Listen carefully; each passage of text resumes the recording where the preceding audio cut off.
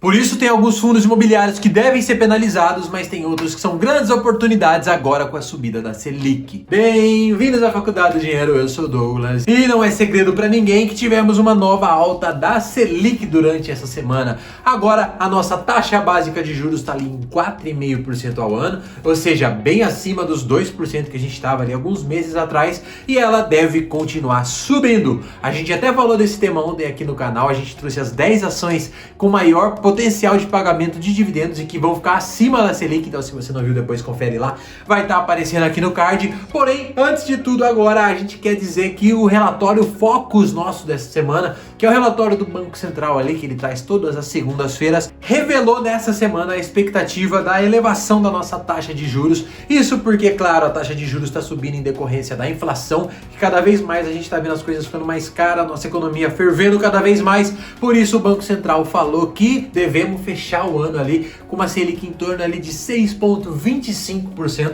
ou seja, praticamente voltando a níveis pré-crise. E com a Selic voltando aí para casa dos 6, 7%, quais fundos imobiliários realmente vão continuar atrativos? Será que muitos fundos imobiliários vão perder o seu valor porque os aluguéis que vão ser pagos vão perder para os rendimentos que o investidor teria, por exemplo, no Tesouro Selic? Então a gente vai conferir tudo agora. Claro, antes, se você ainda não é inscrito aqui na Faculdade do Dinheiro, já se inscreve aqui, porque afinal a gente tem vídeo todos os dias sobre o mercado, sobre ações, sobre fundos imobiliários e sobre os melhores investimentos para você aplicar o seu dinheiro. E claro, deixe seu like que isso ajuda muito a gente. Então vamos lá, taxa Selic e fundos imobiliários têm uma relação muito próxima. E essa relação não só é próxima, como ela é inversa. A gente viu o nosso iFix, que é o índice dos fundos imobiliários, assim como o Ibovespa está para ações, o iFix está para os fundos imobiliários. A gente viu ele batendo recordes ali em 2019, em 2020 ali no começo do ano, justamente antes da crise, porque a gente estava vendo uma taxa Selic caindo e o governo sinalizando que ia derrubar ainda mais. Inclusive, dá uma olhada na tela no histórico de taxa Selic que a gente teve aqui no Brasil. Essa taxa Selic no patamar de 2, 3% é bem recente, a gente não costumava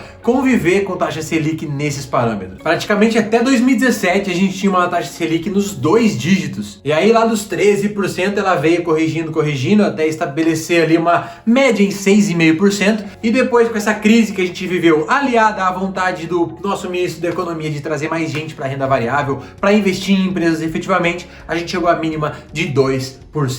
E agora, depois de atingir essa mínima de 2%, a gente está vendo a nossa economia cada vez mais pulsando mais forte, reaquecendo, e por isso, em decorrência do aumento da inflação, a gente agora está tendo esse aumento da taxa Selic e que deve voltar ali para os patamares dos 6,5% que a gente viu essa estabilização há alguns anos atrás. Só que sabendo isso da taxa Selic, a gente tem esse outro gráfico aqui que mostra a inversa proporcionalidade relacionando o iFix com a taxa Selic. A gente vê que em momentos que a taxa Selic nossa abaixa, normalmente o iFix acaba se valorizando mais e acaba sendo uma relação completamente inversa. Mas aí vocês vão falar, mas Douglas, tem uma pontinha ali do iFix que está mostrando que o maior valor histórico dele não foi na mínima Selic de todos os tempos. Mas aí a gente tem dois fatores. Primeiro, a gente tem a menor Selic de todos os tempos durante essa crise, onde o mercado ainda estava com muito medo de investir, e por isso agora que a gente tem retomado essas altas, esse caminho para as altas do iFix. E segundo, porque a gente já estava num cenário de baixa da taxa Selic. O governo já tinha anunciado que, a gente vai continuar baixando a taxa Selic até ela chegar ali no patamar de 2, 3, 4%. Então essa euforia com a informação fez o mercado comprar mais fundos imobiliários. Agora, invertendo essa curva e a taxa de juros cada vez subindo mais,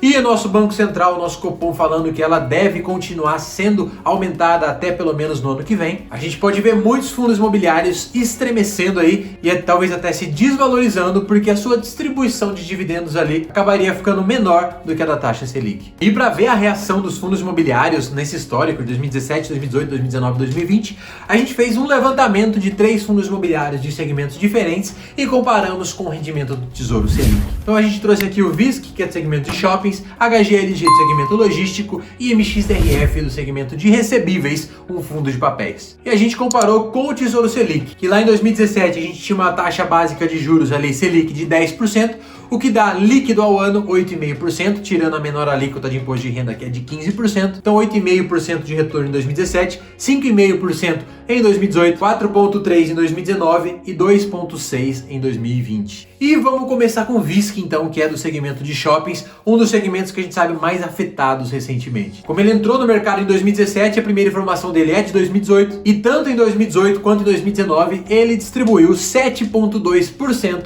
de dividendos para os seus acionistas, em relação ao valor da cota, claro. Ou seja, nos 2 anos ele ficou ali pelo menos uns 30% acima do que o investidor teria recebido no Tesouro Selic, além da valorização da cota, que saiu ali da média de R$100 para R$110. Em 2020 ele também ficou acima, distribuiu aproximadamente 4% contra 2,6% do Tesouro Selic. Agora, HGLG, ele teve um dividend yield médio de 8% em 2017, 7,4% em 2018, 5,9% em 2019 e 6,5% em 2020. Isso muito porque o preço médio da cota em 2020 acabou caindo muito durante essa crise. Então a HGLG também acabou distribuindo sempre acima da Selic desde 2017. E agora a gente tem o nosso preferido MXRF, que é um fundo de papéis, e ele distribuiu 8,9% em 2017, 7,9% em 2018, 8,9% em 2019 e 8,2% em 2020. Ou seja, ele sempre distribui ali na casa de 8, 9, 10% de dividendos. E justamente com esse aumento da Selic, os fundos que mais devem se beneficiar são os fundos de papéis, são os fundos que investem em LCI, em CRI, a exemplo do MXRF11. Então, embora sim, fundos de shopping, fundos de lajes corporativas, fundos logísticos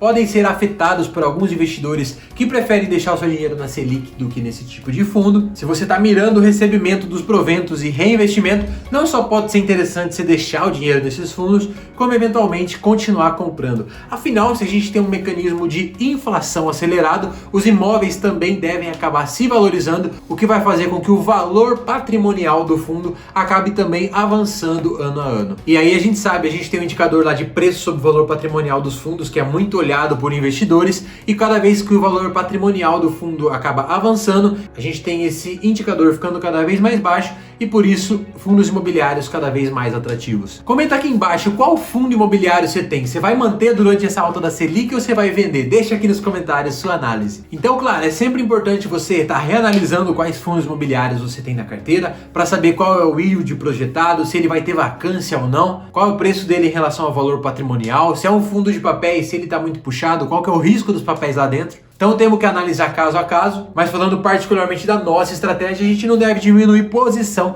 em nenhum fundo imobiliário não. Talvez uma pequena realocação comprando mais fundos de papéis e dependendo do valor que os fundos atingirem aí nos próximos meses, quem sabe aportar um pouco mais. Afinal, a gente gosta desse mecanismo de fundos imobiliários de receber aluguéis todos os meses. E você? Bom, espero que essas informações tenham clareado um pouco aí essa relação entre Selic e fundos imobiliários. Realmente esse cenário um pouco mais de alta da Selic pode afetar um pouco negativamente os fundos, mas mirando longo prazo nada muda, segue o jogo. Então comenta aqui embaixo quais fundos imobiliários são os seus favoritos, quais vocês estão de olho para comprar hoje. Claro, muito obrigado por ser inscrito aqui no canal, afinal a gente tem vídeo todos os dias, por ter deixado o seu like, que isso é muito importante, a gente é trazer esses conteúdos todos os dias. Obrigado por ter assistido esse vídeo até aqui, nós também temos outros vídeos aparecendo aqui na tela. Por hoje é isso, uma excelente semana para vocês, a Faculdade do Dinheiro fica por aqui, Deus abençoe, é nóis, valeu e até a próxima. Falou!